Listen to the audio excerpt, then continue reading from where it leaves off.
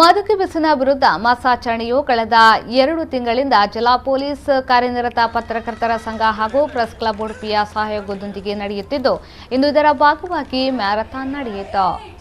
7, 6, 5, 4, 3, 2, 1, go!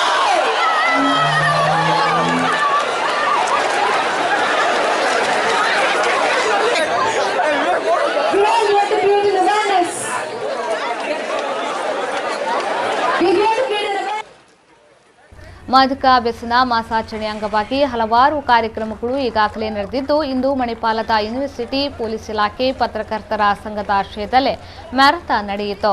Drugs ವಿರುದ್ಧದ ಓಟದಲ್ಲಿ ಮಣಿಪಾಲದ 2,000ಕ್ಕೂ ಅಧಿಕ ವಿದ್ಯಾರ್ಥಿಗಳು, ಪೊಲೀಸರು, ಹಿರಿಯ ನಾಗರಿಕರು, ಮಕ್ಕಳು ಭಾಗವಹಿಸಿ ಓಟ ಕಾರ್ಯಕ್ರಮವನ್ನು ಯಶಸ್ವಿಗೊಳಿಸಿದರು.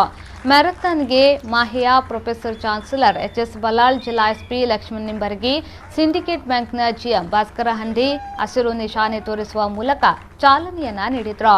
ಡ್ರಗ್ಸ್ ವಿರುದ್ಧದ ಓಟ 5 ಕಿಲೋಮೀಟರ್ ನಡೆಯಿತು.